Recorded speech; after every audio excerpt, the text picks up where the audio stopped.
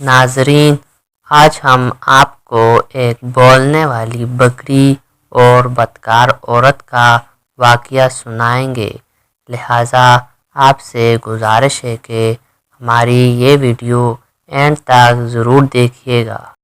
ایک دفعہ کا ذکر ہے کہ ایک چھوٹے سے گاؤں میں ایک بوڑھی عورت رہتی تھی جس کا نام حلیمہ تھا۔ حلیمہ ایک نہایت غریب عورت تھی، لیکن اس کے دل میں خدا کا شکر اور صبر تھا۔ اس کے پاس ایک ہی قیمتی چیز تھی اور وہ تھی ایک بکری۔ بکری کا نام چاندنی تھا۔ چاندنی عام بکریوں سے مختلف تھی، وہ بول بھی سکتی تھی، لیکن یہ بات صرف حلیمہ جانتی تھی کیونکہ چاندنی صرف اسی کے ساتھ بات کر سکتی تھی۔ ایک دن جب سورج ڈوبنے کو تھا اور حلیمہ اپنی بکری کو چارہ کھلا رہی تھی، چاندنی نے حلیمہ سے کہا، اماں، آج میں تمہیں ایک خاص بات بتانے آئی ہوں۔ حلیمہ حیرت زدہ ہو کر بولی، کیا بات ہے چاندنی؟ تم تو بہت پریشان لگ رہی ہو۔ چاندنی نے آہستہ سے کہا، آج جنگل میں نے کچھ عجیب و غریب باتیں سنی ہیں۔ حلیمہ کو فکر لاحق ہو گئی اور وہ چاندنی سے مزید پوچھنے لگی، کیا تم نے کچھ خطرناک سنا ہے؟ چاندنی نے بتایا، ہاں اماں، میں نے جنگل کے درختوں کو آپس میں سرگوشیاں کرتے ہوئے سنا ہے کہ آج رات ایک چور ہمارے گاؤں پر حملہ کرنے والا ہے۔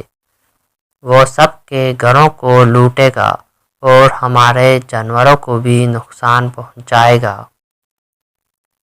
حلیمہ کے دل میں خوف بیٹھ گیا، لیکن پھر اس نے کہا، ہمیں اللہ پر بھروسہ رکھنا چاہیے، وہ ضرور ہمیں حفاظت کرے گا۔ رات کا اندھیرا آ چکا تھا، گاؤں کے تمام لوگ سو رہے تھے اور حلیمہ بھی اپنے بستر پر لیٹی ہوئی تھی، لیکن اس کی آنکھوں میں نیند نہیں تھی۔ چاندنی بھی پریشانی میں کبھی ادھر کبھی ادھر گھوم رہی تھی۔ چاندنی نے حلیمہ سے کہا، اماں، ہمیں کچھ کرنا چاہیے۔ حلیمہ نے تھوڑی دیر سوچا اور پھر بولی، تم ٹھیک کہہ رہی ہو چاندنی، لیکن کیا؟ چاندنی نے فوراً جواب دیا، میں جنگل جا کر بات کروں گی ان جانوروں سے جو چوروں کو روکنے میں ہماری مدد کر سکتے ہیں۔ حلیمہ نے کچھ حیران ہو کر کہا، تم یہ کیسے کرو گی؟ چاندنی مسکرا کر بولی، میرے پاس ایک جادو ہے جو اللہ نے مجھے دیا ہے۔ میں جانوروں کی زبان سمجھ سکتی ہوں اور ان سے بات بھی کر سکتی ہوں۔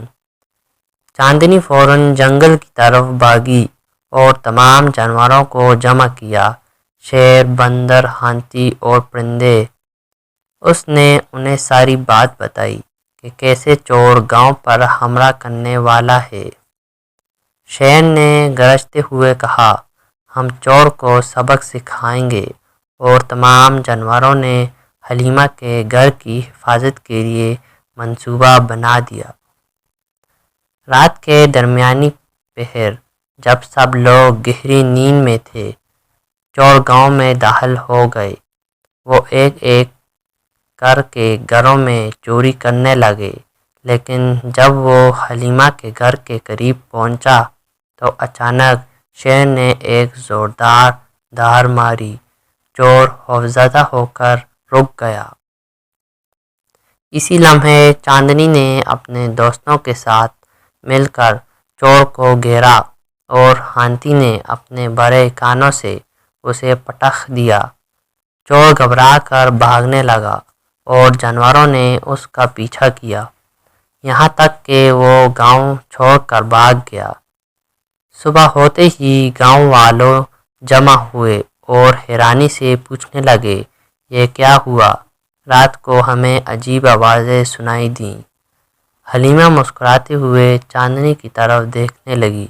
چاندنی نے چپکے سے حلیمہ کے کان میں کہا، اماں یہ ہمارا راز ہے۔ حلیمہ نے سر ہلایا اور بولی، یہ اللہ کا کام ہے کہ اس نے ہمیں محفوظ رکھا۔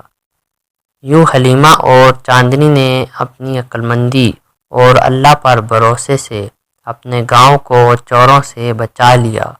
گاؤں کے لوگ ہمیشہ حلیمہ اور اس کی بکری کو عزت و محبت سے دیکھتے رہے اور ان دونوں کا راز ہمیشہ ایک راز ہی رہا۔